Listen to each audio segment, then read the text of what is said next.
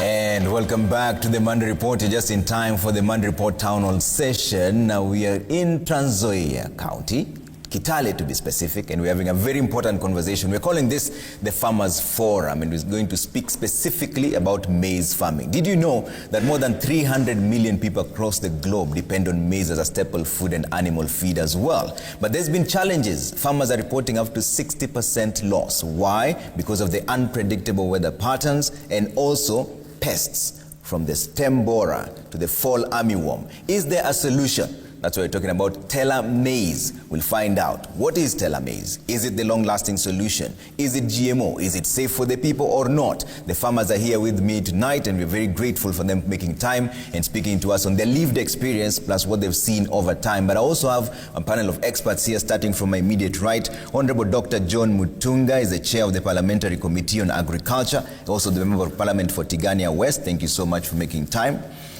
Next to him is Eric Korir from the National Biosafety Authority, the regulatory authority body that is responsible for overseeing the safe development transfer of GMOs in Kenya. Thank you for making time. And next to him is Dr. James Karanja, is a center director at Kalronjoro, a maize breeder and a crop scientist. Thank you for making time. And last but not least is Julius Taigong. Julius Taigong is from Uasin Gishu County. He's a seasoned maize farmer. He's been doing this for over 20 years now. And that's exactly where I'll start, Taigong. You have been a maize farmer for over 20 years now. How is maize farming looking like today, and what are the challenges you've been facing over time? Yeah, I think the maize farming has been doing very well in the previous years, but then as the years come down, then the challenges become more, and therefore production per acre has been reducing. Whereas the maize production is reducing, then the cost of production is going up. So the farmer is actually not getting much from that. And some of the challenges are, like a global warming, which is all over. So with that change, then there are diseases coming up. The rainfall patterns are changing. You never know when the rains are going to start. And then we have also the challenge of seeds, the maize seed. The maize seed we use here has been,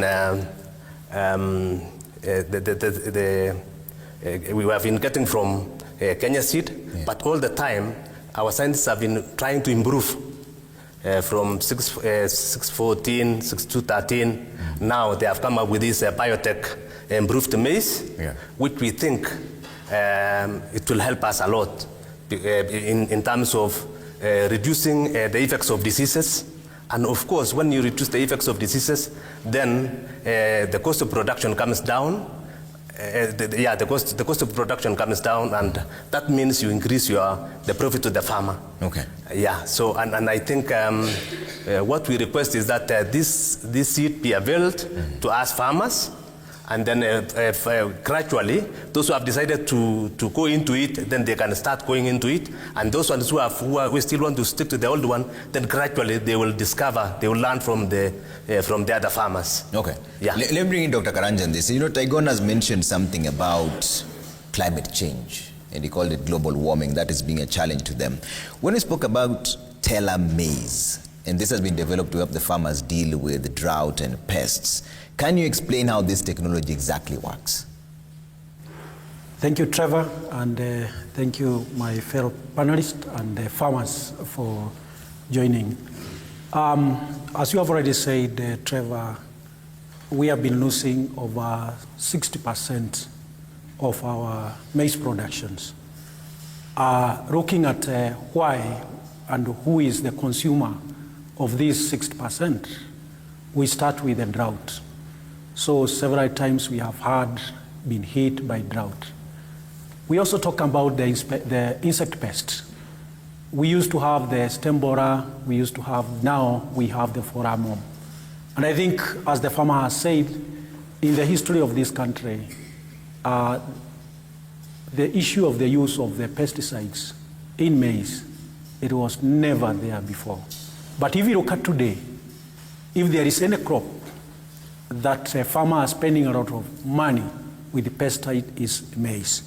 So us as the researchers, our mandate as a maize breeder working with the Kenya Agricultural Livestock Research Organization, our mandate is to make sure that we come up with the technologies that are able to mitigate these challenges so that the farmer can get or can realize the benefit as he do the farming there in the field. So what we do is we started by developing some varieties that are drought tolerant, using the normal conventional ways. But later we realized that yes, even if you come up with these varieties, you will not be able even to realize that %. So we said, can we get other tools that can help us improve this and come up with the better technologies or better breeds? And that's why we reached to the biotechnology, the so-called the GMO. And what did we look at as the scientists? What are the natural methods that the farmers has been using? Trevor, if you ask this farmer, they will tell you they have been using soil. If you look at the chemicals, there are chemicals that whose ingredient is also from the soil. So as the scientist, we said, why should the farmer use the soil? Assume here in Trans Nzoia we have 10 and above acres. So you tell the farmer to use soil, to put soil in the maize for 10 acres, it's not possible. You tell the farmer, go and buy the chemical. You see the cost of living, chemicals are expensive. It is the same technology. Why can we put that technology, that protection in the maize? That is where our journey for the Tella maize started. What we have done, we have gone and looked at all this. The only thing that is the difference is when you use the soil, you'll call it natural. When you use the chemicals, you'll call them, you are using the chemical to spray. But when we use the Tella, when we put the same protection in the maize, that's how we get the BT maize. In that case, we save the farmer from the hassles of using the chemicals. We save the farmers from the hassles of the health associated with the use of the chemicals. We save the farmers of the sleepless night thinking about his crop, waking up early to go and monitor, scout for the plants, how they are, and we bring the benefits. One, increase the production. Tella maize is bringing that more than 30% of that loss that the farmer is getting. Number two, because of the insect pest, the quality of the maize, whether you use the chemicals or not, the fallow worm is eating the grain, the quality of the grain, the quality of the flour that we are getting, we are saving our farmers from that. And with the adoption of the BT maize, maybe the cases of the aflatoxin will be a thing of the past. The cases of the cancers might be also be reduced because we'll have a health environment, a health farmer, and consumption of safe food. Thank you. All right, let me bring in Eric on this, and Eric Oriri is from the National Biosafety Authority. They're the ones dealing with the GMOs and all that. You know, it's a rather controversial topic. And in fact, what the scientists have just told us now is that using the pesticides is even worse than having genetically modified food. But sir, how do we know that Tella maize is safe for farmers, consumers, and the environment? Thank you so much, Trevor, for having me here, and thank you, panelists, and thank you, farmers, and for coming here so that we discuss about food security in Kenya, and also the contribution of National Biosafety Authority in all this space of food security. Trevor, as you said, as National Biosafety Authority, we are a government agency that is mandated by law to supervise and control, that is the transfer, the development, transfer, use, and handling of GMOs in Kenya. And why are we doing that? To ensure that we protect ourselves as Kenyans, we protect our animals, and also provide that adequate level of protection to our environment. Now, to come to your question, Trevor, how do we know that these products are safe. As National Biosafety Authority, we do what we call safety assessment on all the products of modern biotechnology, specifically GMOs. And our assessment is purely scientific and is based on science, or it is case by case basis. So as the authority, once we make a determination and say this product is safe, then be assured as the public that it is safe, because our processes are scientific and it is also based on internationally accepted standards and processes. Thank you. So this is safe? It is safe. Do you have any evidence, this is a rather controversial topic, that GMO causes certain diseases? Because speaking from the Biosafety Authority. Yes. Remember, this technology has been there since, I think, 1996? Yes. So it has been used elsewhere in the world, specifically even near us here, South Africa. They have been using it for quite some time now. It is there in US and other countries. And Trevor, to talk about the safety, as I said, how best or how do we assess these products? We use science. It is science-based. And we have data to prove that this product is safe. So what I would say as National Biosafety Authority is that any product that has passed through the authority and has been given a clean bill of health by the authority, we are saying it is safe. Okay. Thank Let me you. bring Dr. Mutungu on this. How prepared is the government in terms of adopting this technology? Thank you very much, Trevor, and my colleagues, panelists, and the audience. I'm happy to be before farmers today and to discuss this very important topic. In terms of levels of preparedness of our government, first of all, we have institutions that are dealing with these products, or they are dealing with the processes that bring about the products. We have the Kenya Agriculture and Livestock Research Organization, represented here by Dr. Karanja, who are the innovators. They're the ones who are coming up with these technologies and innovations in this particular field. And we have the gatekeeper, who is the National Biosafety Authority.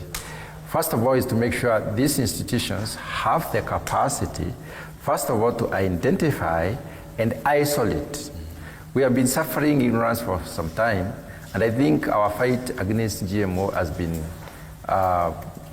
it has been centered around ignorance, because I remember sometimes back in early 2000, I think 2010, 2011, around there was too much hullabaloo about GMOs, how GMOs have caused cancer, how GMOs are unpalatable, how GMOs cannot be used. And we ended up instituting a moratorium to bar GMOs from being consumed in this country. But one thing that was done in that particular arrangement is that we left scientists to continue exploring the scientific discourses and pursuits in this area, and they have been able to establish that it is actually safe. The first thing that I'd like to address here is that in 2000, 2011, we could not talk of so-and-so who is a Kenyan being able to say, I can isolate the gene, and I can transfer this gene to somewhere else, and this gene is useful.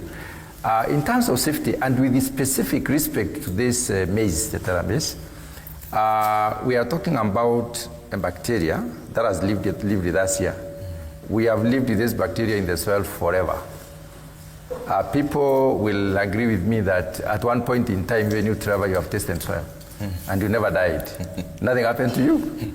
And this bacteria is in any soil, in that case. So it means this bacteria is not safe for human consumption. Again, Dr. Karanja mentioned about using the soil to control the stalk borer. This control, if you go into asking what kills the stalk borer, I think that's where the issue is.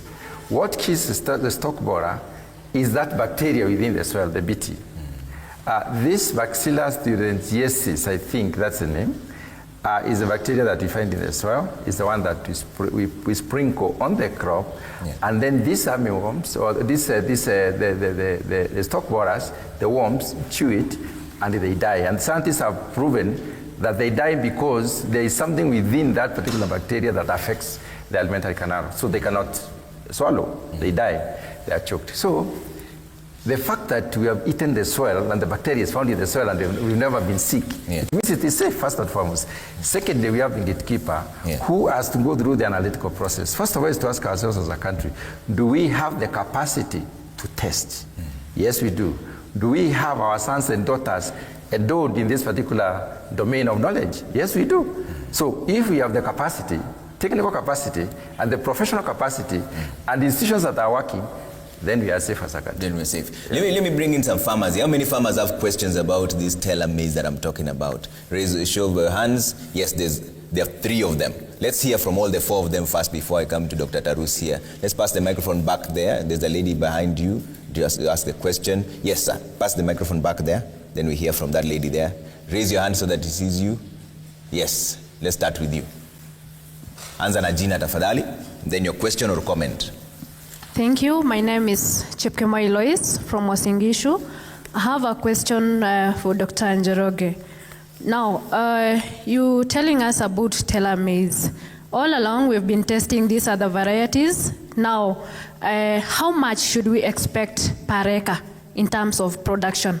Because as a farmer, I'm interested with the quality and quantity as well, and quantity comes first. Okay. Thank you, Chepkemoi. Let's just answer them as we go so that we don't forget their questions. Yes. Yes. Thank you very much for that question. Yes, we are bringing improved varieties. We are bringing new varieties that, following the Kenya Standard and Regulations, the Seed Act, any new variety that is coming, other than having the insect protection, it must have an added advantage of more than 10% over what the farmers are already using. So what we are saying is that with good agronomic practices, use of the fertilizers, proper weeding, taking care of the crop, you should be able to get the maximum benefit, which should be more than 10% of what we are using, we're getting now. So what are we saying? If we get this maize, we are going to bring more than 12 bags on top of what the farmer is getting now, without use of chemicals, without the spray. Okay. There's another question back there. Just raise your hand so that we pass the microphone to you. Yes, those 2 gentlemen, then I'll come to this side. Start with your name and question or comment. My name is Simon, a biotechnologist and currently a molecular biologist. I have 2 questions, one to Dr. Karanja. So we have the economic issues surrounding the GMO. By this I mean the affordability, whereby in some countries we have seen that once the GMO are regularized, the companies, they make those seeds which are specific to certain chemicals. So the company is the one which is offering these chemicals. Then now the issue of affordability of these seeds. Then the next question, I'm channeling it to the Biosafety Board. We know anything good has an issue in it. So you as a Biosafety Board, right now we are battling the antimicrobial resistance. If we introduce this new gene to this crop, which now we'll define it as a GMO, how are you certain that the pests that we have currently, they won't be resistant in the future? Hence, we won't end up producing more and more GMOs in the future. Thank you. Okay. Thank you, Simon. Let's start with Eric on the issue of resistance. Thank you so much for that question. Just like any other technology, we are saying it is not absolutely safe. There is nothing that is 100% safe. But what we ensure is that the products have passed through rigorous scientific assessments, and the risks or any issue that has been raised or found out has been mitigated. Those measures have been put in place to mitigate those risks. And in terms of resistance, I would channel that question to Dr. Karanja. He will explain to us how they are dealing with that issue of resistance, because yes, it is something that has been discussed before, and he will be able to answer that one. Okay. Thank you. Dr. Karanja. Thank you very much. Let me start with the question on the affordability. Affordability, yes. Yeah, I think Trevor and all Kenyans, they know, and the government also know. If today the government says that, and especially when we have worldwide scarcity of maize, the government knows, and all of us we know, it is always very difficult to get a non-GM maize. And if you happen to get it, it is normally very expensive. That one we know, and it is in record. So what are we saying? The cost of these biotech products is low compared to the conventional, and it has been tested, and it is always known. Why? Number one, let's look at the cost of production. Remember, the seed company that is going to produce this seed, they also saved the cost of the spray against the insect. So that cost that they have saved, we expect it to translate to the farmers when the farmer is also buying the seed.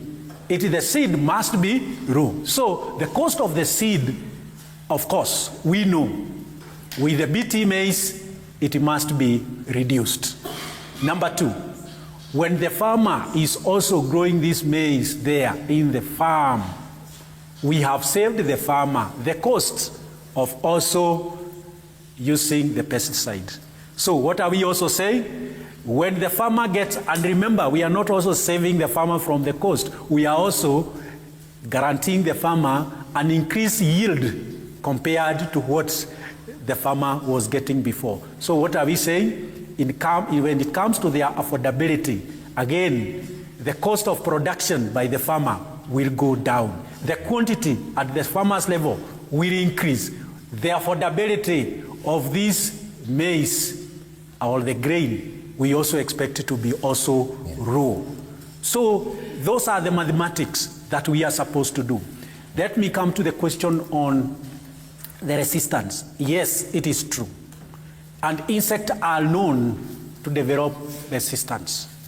But in this technology, the way we are going to package it, we are going to package it in a way that we know by the end of the day, when the farmer will be growing this technology, we'll come and we'll work together with their extension officers at the county level, and we expect also the county level also to join us and educating the farmer on how they are supposed to plant their seed, so that we do not end up having that resistance.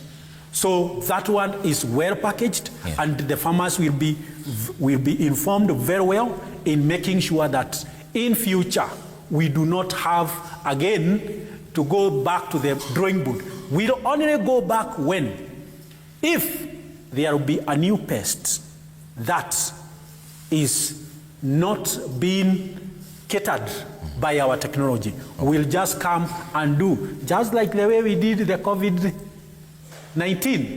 We got jab 1, and then we realized there is another more virulent, and we got the jab 2. So we might again add just another protection to make sure that also the technology protects against the new pest. Okay. Thank you. Dr. Mutunga, you wanted to jump in and add something. I just wanted to jump in on two issues, cost, and I think I understood this question slightly differently.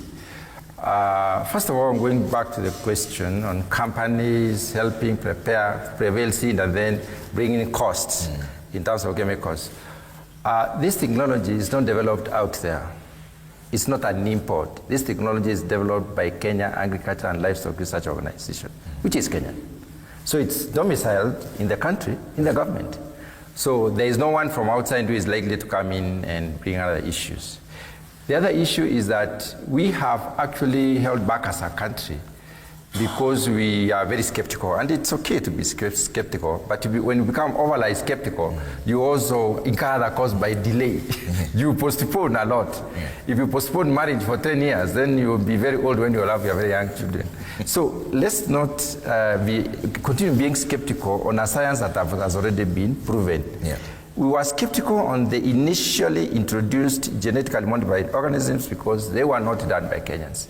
I was one of the chief, let me say, activists against GMOs. And I was saying, I would like to know the Kenyan who can say I can isolate this gene, and I can prove that, and I can be able to recombine, US recombination, or I can be able to alter the sequence. And at that time, there was no Kenyan. Now Kenyans are saying, I am the one who has done it. I have recombined. I've come up with this product. I will be there. The final thing I want to say on this is that the national performance trials done by the regulator and the research organization is supposed to be long enough to take care of incidentals in the medium term. Only in the long term, that probably may not tell what might happen. National performance trials cover the entire scope. Effect to the environment, effect to relatives, effect to the animals, effect to human beings. And that's important because it's developed here in the country. And I know there's quite a number of reactions from the farmers as well. But let me hear from Dr. David Tarus here in terms of accessibility and why this is important that the farmers get access to this technology sooner rather than later, and the impact that it will have. You have the microphone with you, then I'll go back to the farmers as well. Yes. Thank you very much, Trevor, and thank you, the panelists, for articulating very well the issue at hand today. As has been explained also, that our farmers today are facing challenges that affect production. And these challenges, some are new, some are there. The new ones are mostly associated with the climate change. The upsurge of new pests and diseases, and that affects the farmers. As the scientific community, and as Dr. Karanja has said, that the scientists sat down and said, how are we going to contribute to help our farmers and helping our country? And Tella is a typical example of a technology that has been developed to solve a problem that is affecting our production today. And that Tella product will cushion farmers against the effects of fall armyworm and stalk borer. And this Tella product has also been developed, joined by other scientists, and it is being commercialized in South Africa, being commercialized in Nigeria, helping farmers to, one, avoid or reduce that impact of this insect pressure, and help them reduce the cost of production and increase their productivity, so that we are having a problem with food security in Kenya today. And this technology is one of the technologies that will help or contribute to helping our farmers produce that which is sufficient. So from the scientific point of view, farmers need this technology, and so all stakeholders, including the government and the private sector, these are seed companies, need to come together, increase this technology or the seed at scale, so that farmers are able to access them and access them affordably. Thank you. All right, thank you, Dr. Tarus. And right next to him is Anthony Kioko, he's the CEO of Cereal Growers Association there. There's something earlier on that Tygon mentioned, that this seed should be made available so that the farmers who choose to use it can have it and plant it. The matter of choice, how important is it that they have a choice to use these certified seeds like Tella maize? Thank you, Trevor. First of all, I think it's important to emphasize the fact that farming is a business like another. And every farmer goes into farming with the aim of making a profit. And now, anything that would threaten that profit or their competitiveness is something that farmers have to deal with on a daily basis. As has been mentioned by the panelists and my friend here, Dr. Tarus, the challenges that farmers are facing keep on changing day by day. And therefore it means that yesterday's solutions may not work today. And therefore, solutions like what we are discussing here today, Tella maize, and other proven technologies, is something that farmers must be allowed to have access to, supported to correctly deploy the same, so that they can remain competitive, they can improve their productivity, they can make money, they can feed the country. Thank you. All right, thank you. There was some farmers who still had some concerns back there. Yes, you already have the microphone. Yes, go ahead, sir. Good afternoon. My name is Hilary Bartuyot. Sorry, say your name again. My name is Hilary Bartuyot. Hilary, and yes. My question or comment goes to Mr. Njuguna. If you do your part as a researcher, you give us a good breed. Who is in charge or who will take care of the quality? Because you find that after 1 or 2 years, you find the imitation of the same good quality, you get fake seeds within the market. Thank you. Okay. Karanja, the issue of fake seeds and who will be ensuring that what they get is original. Sure. Yeah, I know there is always concerns about the issue of the quality seed. But it's good to mention here, Trevor, and the farmers that we have government organizations that are called Kenya Plant Health Inspectorate Service. Their mandate is to make sure that the farmer gets quality standard certified seed. And they have gone even to a step further, making sure that when you buy that packet of maize, if you buy that packet of seed, whichever the size, even if for vegetables, there is a sticker there. I would like to educate our farmer today. Anytime you buy that seed, scratch that sticker there. There is a number that is there. You will send to a number that is also indicated there. And it is free. And you'll get an SMS confirming whether that seed is quality. So quality in Kenya in terms of seed is assured. Come to the seed now. We expect this seed will produce, number one, rockery. And that is why we have our chairman from the Agriculture Parliamentary Committee here. And we'll make sure that the seed will not come from outside. It must be produced here. Who is going to produce it? Our own rockery seed company.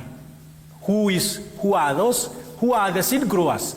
Some of our farmers here are the seed growers. So you'll still be the one who will be helping in the growing the seed. Who is going to distribute the seed? The seed will be distributed by the company through the same agrovet that are outside there. Who is going to certify that seed? Our own organization, Kenya Plant Health Inspectorate Service. Us as the breeders, us as a researcher, will always be there in making sure that we are ready to do backstopping, the technical backstopping in assuring the farmer always get the quality seed that is certified, that should be able to give the farmer the maximum benefit as we documented when we are releasing the technology. All right. I know there's still many other questions that you still have. Just by a show of hands, how many of you still have questions? All right. Hold those questions 1 minute. We're taking a quick break here on the Monday Report Town Hall session. When we come back, we're still having this conversation on maize production. We're calling this a farmers forum. We're in Trans Nzoia and Kitale to be specific. And we're talking about Tella maize. Is it the solution for the losses that the farmers have been experiencing? And where do they find this Tella maize? That conversation coming up right after this break.